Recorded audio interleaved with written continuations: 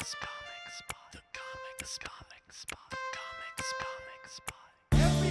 talking at the comic spot. The comic spot. The comic spot. Everybody's talking at the comic spot. The comic spot. Facebook people, oh, have you got the treat for you today? Yes, sir, Rebub. This is Comic Spot, brought to you by the Veterans of Comedy by Will C. Clifton.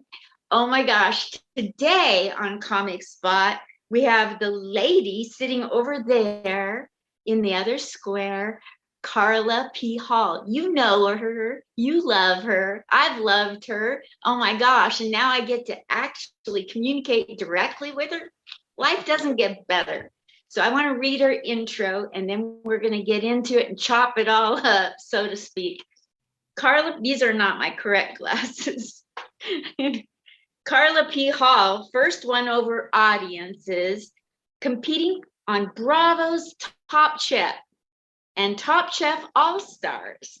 She co-hosted ABC's Emmy Award-winning lifestyle series, The Chew, and she is a featured host and judge on the Food Network, appearing on shows such as Halloween Baking, Halloween Holiday Baking, and more. Her latest cookbook, Carla Hall's Soul Food, Every Day and Celebration, was published in 2018. And I think she has 3 we're going to be plugging today, making multiple best cookbook lists and receiving an NAACP Image Awards nomination. How's that for me getting through an interview introduction? Welcome to the stage right now, right here on Comic Spot, the only Carla P. Hall. Woo! Oh, thank you, Linda. Oh my gosh, thanks for coming. What is going on in your life? You're on the East Coast. Fill me in with pandemic, post-pandemic Carla P. Hall. All right, let me fill you in. I'm glad you're using the P, because if people look for me on Instagram, I have the Carla P. Hall. I'm Chef Carla Hall on Facebook. Let's see. So the pandemic, I was filming something, and then they were like, "Oh, we're gonna stop. We're stopping. You have to go home." I'm like, "Oh my gosh, was I that bad?" And it was because of the pandemic. And so I came home and rested for 2 days. I'm like, oh my gosh, what does this mean? I mean, it's funny because we all thought, oh, this is going to be over in like a month. And my assistant kept saying, girl, you need to get a box of rice, a box of beans. And so the one thing that I did to pivot during this time, because I knew that I had to keep my team employed, I started hustling. I'm not above, or I have the muscle to hustle. Oh my God, that could be a tagline. But I do have the muscle to hustle because I spent so much time working for myself. And I went on LinkedIn, my assistant and I, and we basically found these brands and told them how they could use us, because we knew no one was making television. I knew no one was making television because all the studios were like a really closed environment, because I had to come home. And so we were so busy. I turned my basement apartment into a studio, and that's where I worked for about a year. And then I hit the road. So we were redoing our house, so I hit the road, so people would see me on Food Network Kitchen. I'm like, hi, I'm in Atlanta this week. Hi, I'm in Charlotte, North Carolina. Hi, guess where I am? I'm in Nashville, Tennessee. So they never knew where they were going to see me. But I was so incredibly busy, like creating work. And there's something that's very powerful, I think, for myself, to know that, there was no time to be afraid. I just had to get in there. But so many people, I was so lucky that I could do that. If you were like in hospitality and you depended on like the hotel industry, if you depended on, like, if you were a limo driver and you depended on people traveling, I mean, you couldn't do what I did.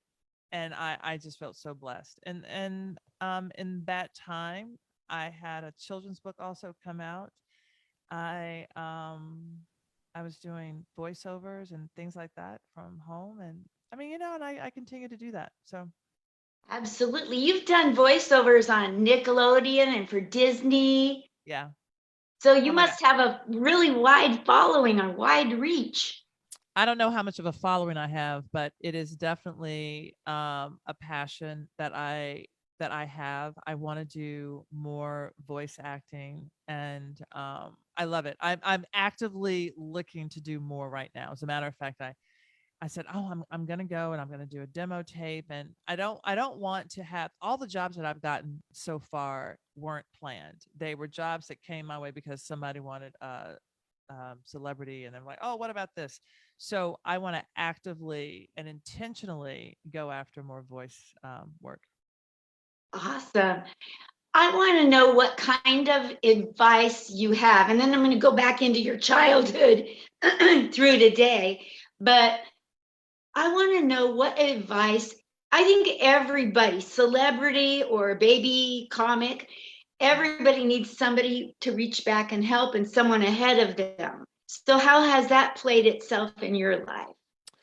I think the person in the past would be my grandmother. My grandmother always told me, and interestingly enough, I have to say my sister doesn't remember this, but I do. It is your job to be happy, not to be rich. And that comes back to me time and time again. And it was most recently about 2 weeks ago. And I really understood what she meant in that if you look for happiness, when you are the most happy, the most joyous, you are so relaxed, right? If you are relaxed while you're doing that work, you're going to do better work than you would work if you were tense, and it's going to flow. And so that's what hit me 2 years ago. I mean, 2 weeks ago.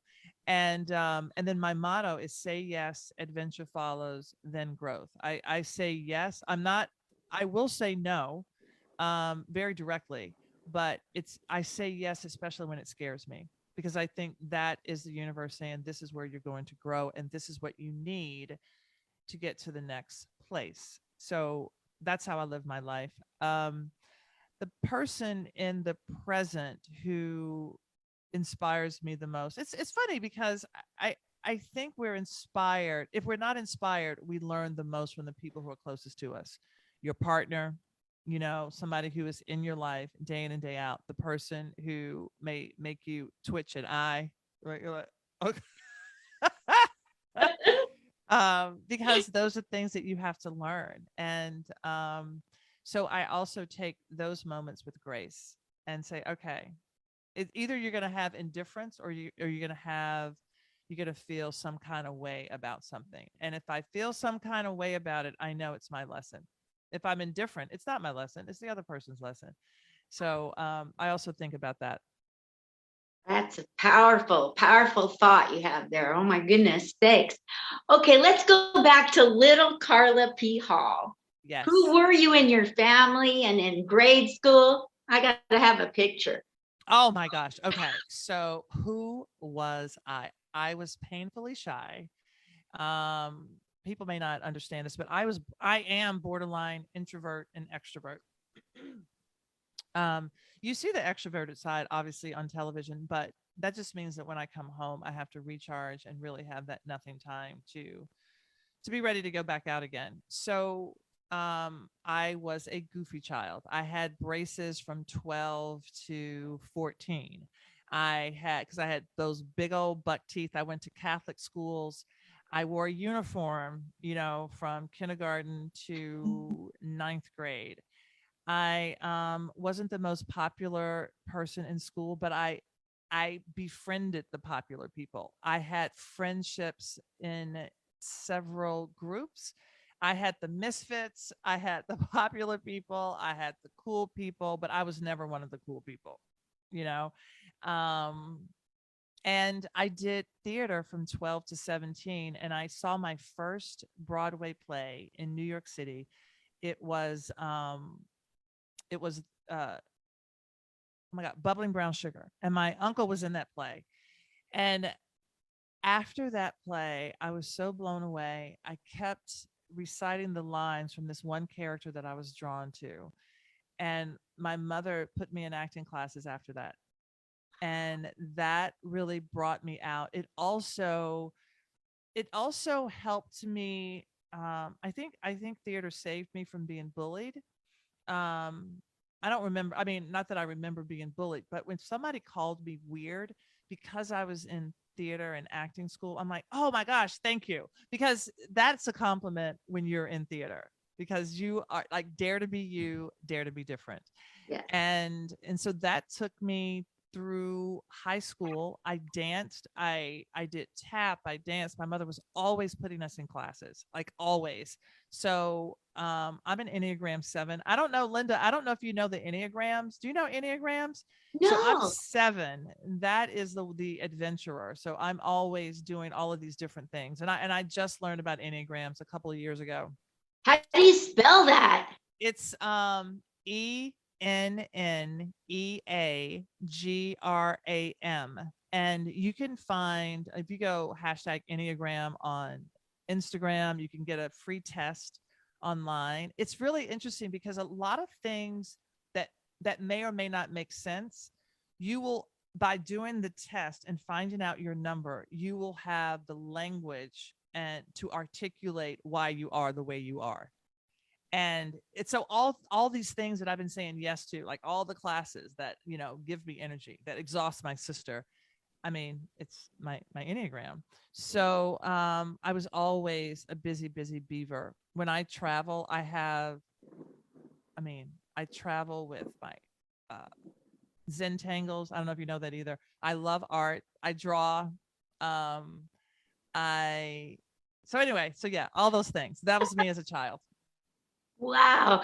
So you go through school, and I Yeah. know you went to Howard University and became Mhm. a CPA. Mhm. I tried working in a CPA office, and I thought I was going to shoot my brains Oh, me out. too. That's why I left. I love a spreadsheet. I love the order of things. I loved studying accounting. The only reason I did accounting was because I wasn't accepted into Boston University for acting. And so my sister was going to Howard University, and I was like, okay, I guess I'll go to Howard University. I got in. I'm like, okay, I guess I'll do accounting because I like my accounting teacher. There wasn't much thought put into it. I just sort of went along, and then I kept going. There's like, work for an accounting firm. I'm like, okay. Sit for the CPA exam. I'm like, okay. And then once I got there, once I did it, I'm like, I don't like this. But there is a part of me that's very competitive. So even though I knew I wasn't going to use it, I would have finished the job, and just to check that box of the things that I've done. I mean, and that I don't know if that's work ethic or if it's just competitiveness, but that's also something that's very intrinsic in who I am. My goodness. So after college, take us through the rest of your wonderful career. I could say it, but I'm not going to say it like you will. I went to work in Tampa, Florida. So that's why I was working for Price Waterhouse. I did not like it. It took me 2 years to realize that. I'm like, okay. I met some women who were modeling in Paris. I did the fashion shows at Howard University. I met some people who were modeling in Tampa, and so I started doing these fashion shows. It was a way for me to meet people, and they were going to Paris, and I was like, you know what? I think I'm going to go to Paris too. I don't like this. I don't really want to be in Tampa. I don't want to be at an accounting firm. So I think I'm going to go to Paris. And I had one telephone number who was the friend of a friend of a friend of my mom's. And I didn't know this person. I just had the number when I got to Paris, and I called her, but I spent 2 days just being there, not reaching out to anyone.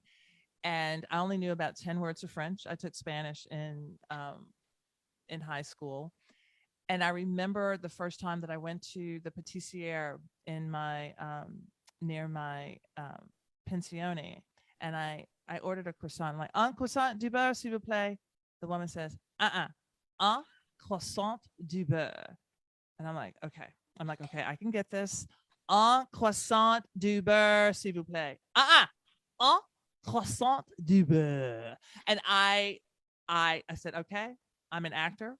I can mimic this woman. And I went, un croissant du beurre. And throughout my travels, most times when I was talking, if they were like, I don't understand you, I would just mimic them.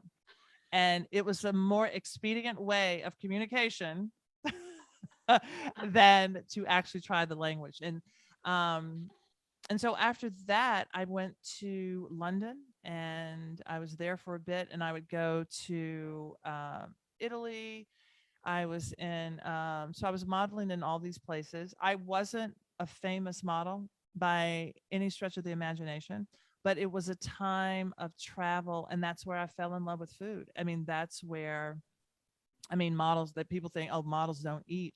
It was in Paris having these Sunday brunches with these models. And that's where I fell in love with food. And I started buying cookbooks and trying to cook for people, just as an act of gratitude for them allowing me to sleep on their couch, or being invited to events. What were some of the first foods that people loved? I know you brought sandwiches to people and that started your businesses, but what was something that you were really good at right at the beginning? So before I did the sandwiches, I would make a chicken pot pie. I remember having Julia Child's recipe, and that it took me 3 days to make a chicken pot pie. I mean, and I wasn't even making the crust. So I I had a whole chicken. I had the vegetables that were whole. I made the stock. I had to take the chicken out of the broth and take the vegetables out and cut them up and cool everything and pull the chicken and then make the sauce and put it all back together. And I swear, I think it took me like 3 days to make that chicken pot pie, but that became one of the things that I made. I also, when I was in London, I was having scones, and I was having the coronation chicken, which is a chicken curry salad with grapes and apples. And so all of these things became foods that were in my repertoire, which I didn't really think. But when I came home, I would recreate my travels through food.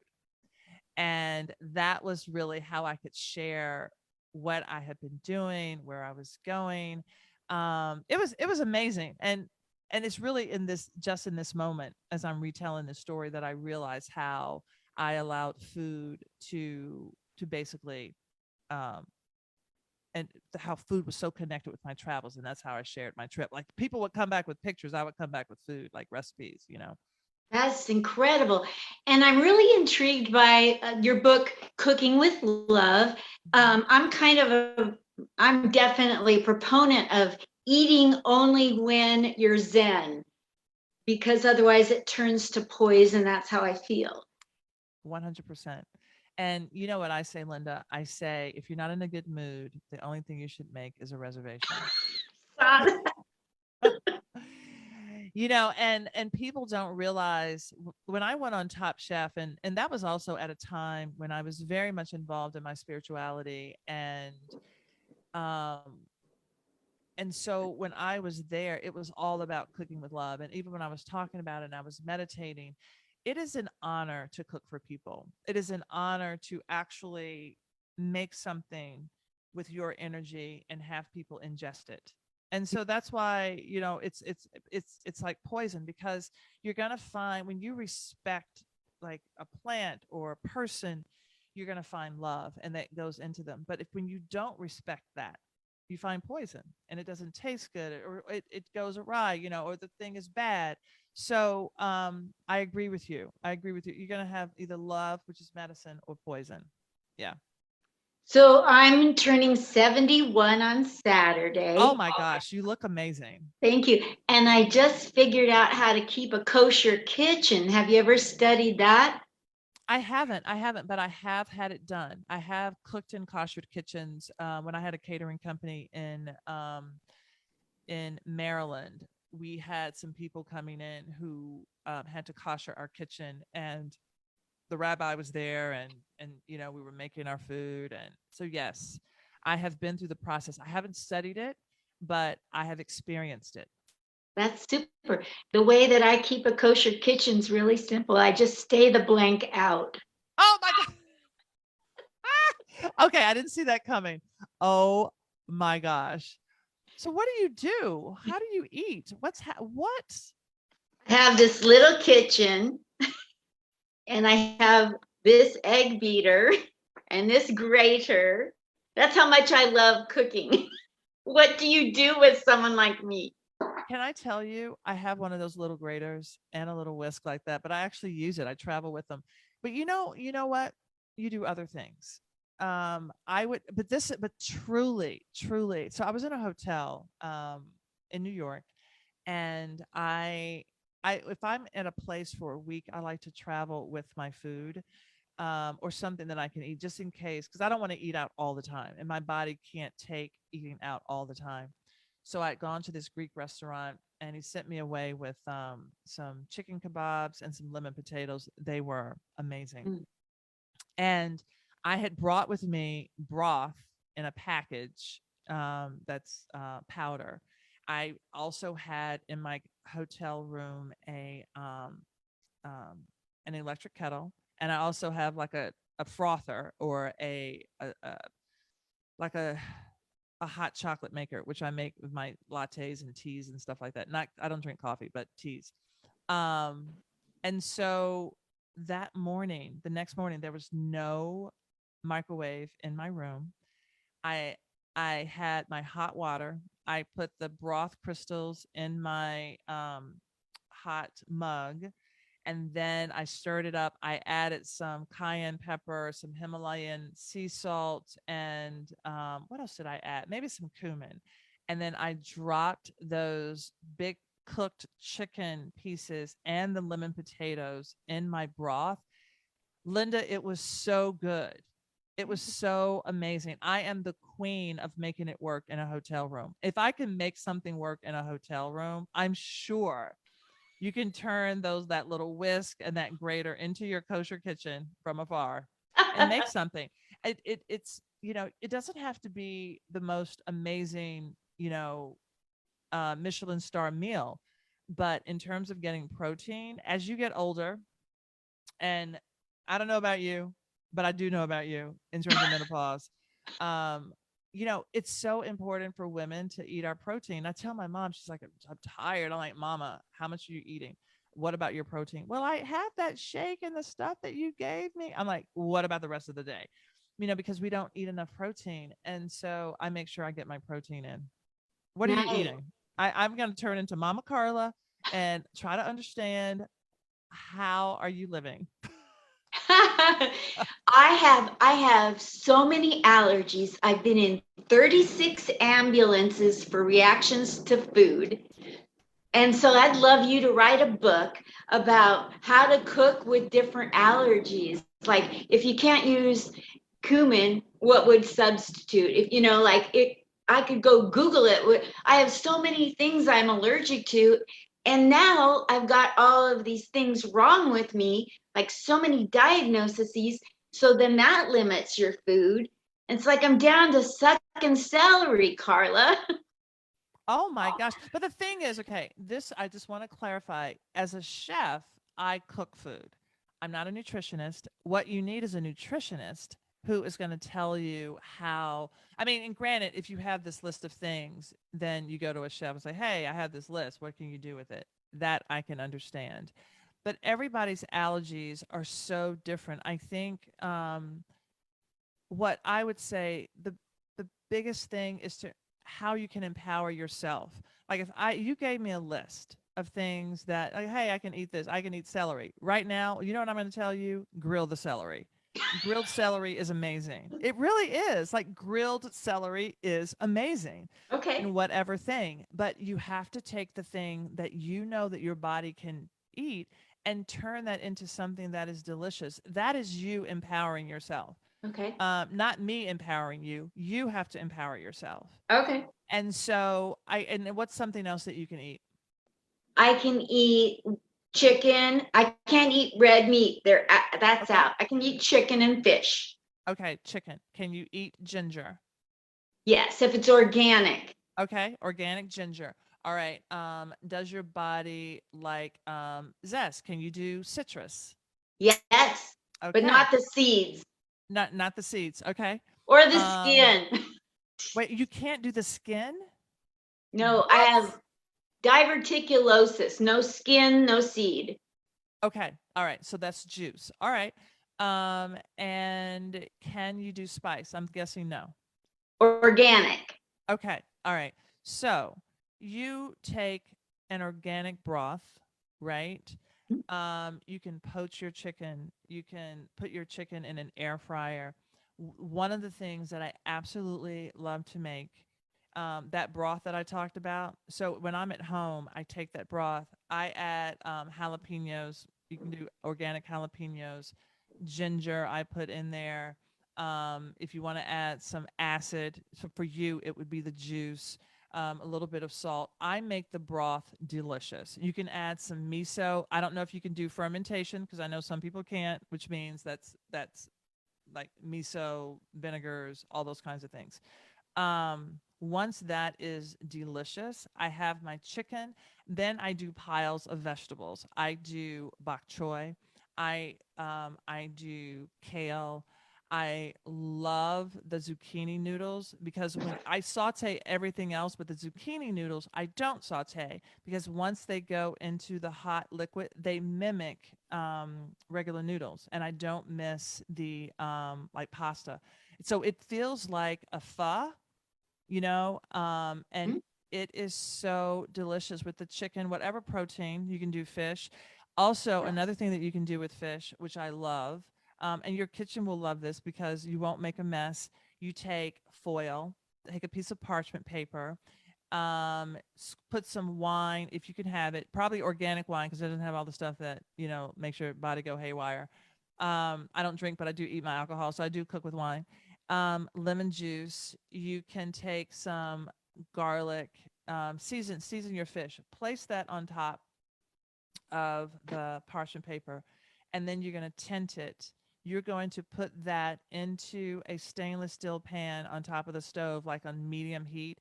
You're going to hear it start to bubble. All of that juice, the olive oil and the wine. I didn't say olive oil, but the olive oil, the wine, the lemon juice or lime juice. You're going to hear that boiling. It's going to poach your fish in 6 to 7 minutes, depending on the thickness of your fish, it's going to be done. And what you're going to have is this fish in this beautiful broth. If you can eat rice, you're going to pour that broth over the rice. You're going to have that piece of fish. You can have vegetables on the side, and it is delicious. And your house is not going to smell like fish. no way. Yeah, 100%. I This was something that was done by oh my gosh, please let me not forget her name. Oh my gosh, uh Prepon. Laura Prepon. She was an actor on Orange is the New Black. She has a cookbook. She had a cookbook that came out years ago, and she shared this recipe. I've continued to do versions of seafood and fish, and it is amazing. I do shrimp, I do scallops, I do mussels and clams, and it is amazing. And all of the juices and the smells stay in the foil, so it's not all in your house. And then your pan is clean. It's amazing. That's crazy. Which one of your books do you recommend for somebody like me who's avoided the kitchen? I think it's not a popular one. I happen to have, I mean, all of my books, for the most part, I think are friendly for new cooks. But when I put my ego aside, and I think my first one is all about, it's kind of like a diary of my career, like catering and growing up with my grandmother cooking and going to her house on Sundays and Top Chef. So that's my first book, and I love the stories. However, I do think my ego got in the way, and some of those recipes are rather difficult unnecessarily.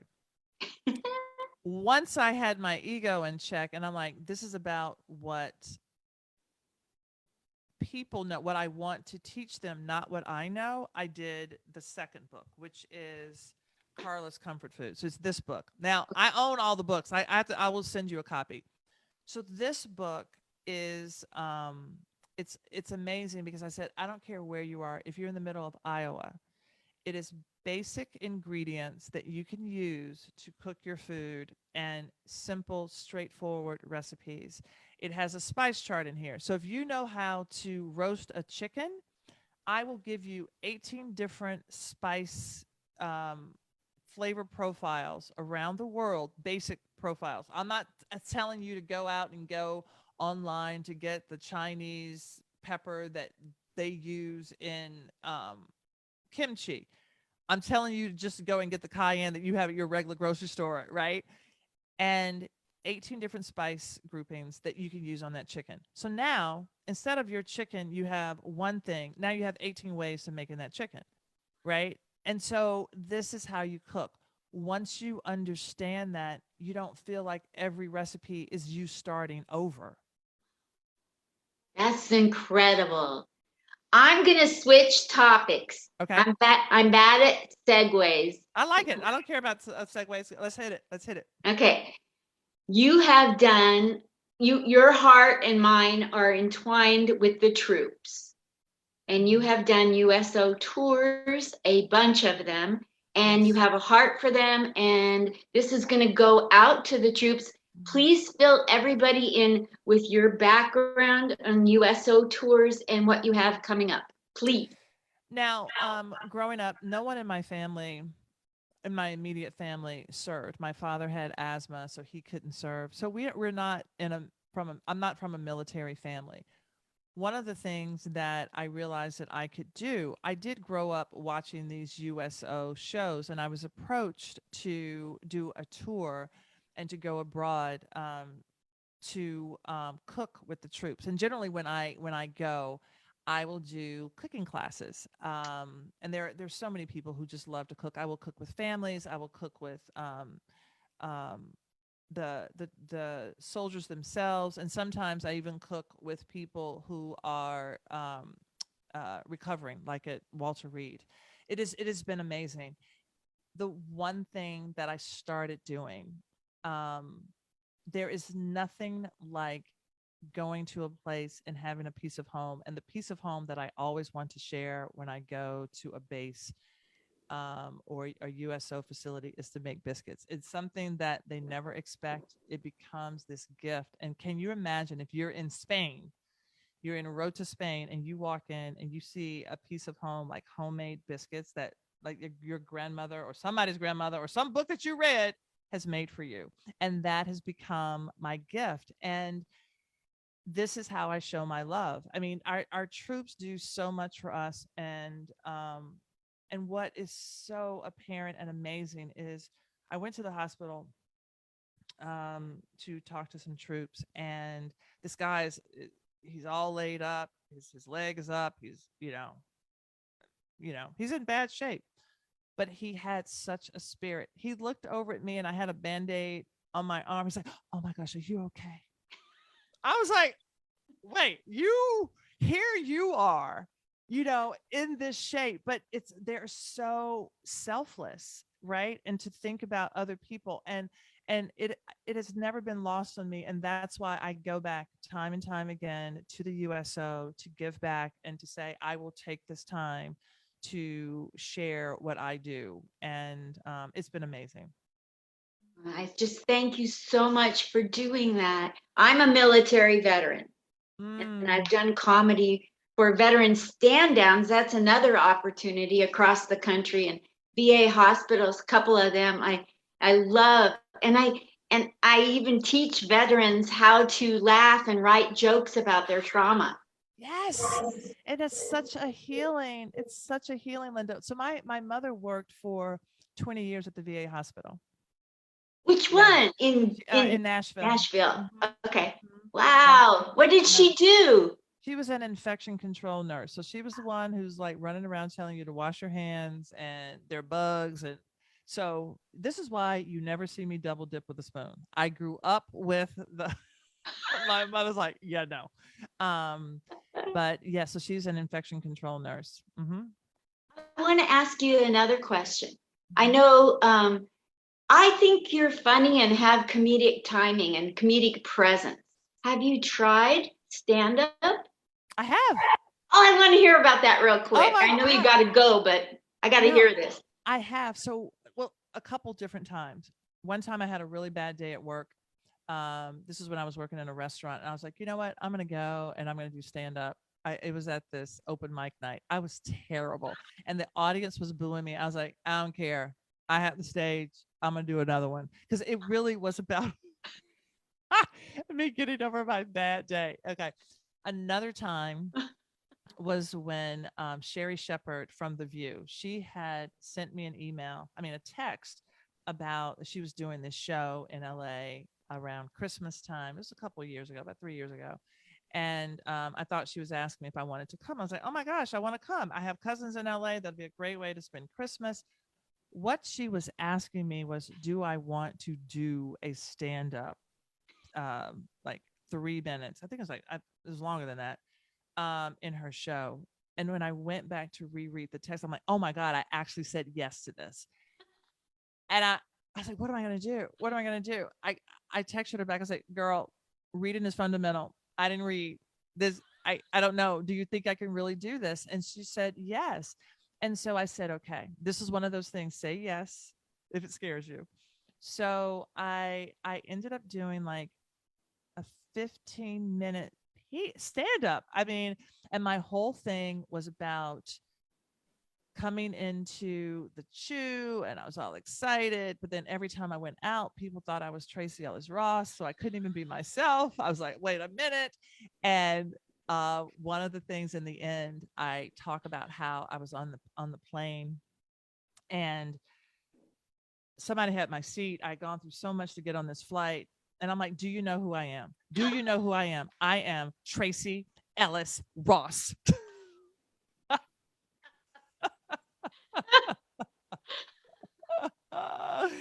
Oh, but thank you for saying that. I think that's one of the biggest compliments. I thank you. Thank you. Yes, absolutely. So I want to give you an opportunity to talk directly to the people who are going to watch this, whether they're troops or military families or first responders or just general people watching this. What do you have in life through the pandemic, through your career, highs and lows, how to cope? Hope. What hope do you have? You know what? I'm 57, and I'll be 58 this year. And one of the things, and people like, you're always happy. It's not that I'm always happy. I can appreciate. I'm always in a state of gratitude. I'm not always happy, but I'm always in a state of gratitude. And one of the things that I have done is to look through my life and try to understand why I am where I am. Um, we have to pivot. Life throws us places where pivot. When I look at the pandemic, it is one of the most powerful moments. And I know people are like, oh my God, the pandemic. But just imagine a moment so powerful that every single person in the world at the same time had to pivot. Like, what?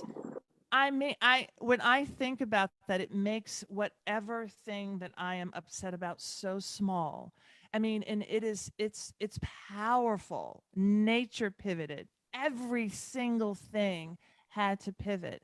And and so when and I'm not saying that I never have a bad day, but when things are going wrong, I look at it, I'm like, okay, what does this have to teach me, and what do other people's stories have to teach me? So when I look at the troops and I look at what they've done, and I look at these first responders and how incredibly brave they are to do what they do, when they will head full force and head on into danger to protect some people they don't even know, I'm like, all I have to do is to stand up and smile and do what I mean.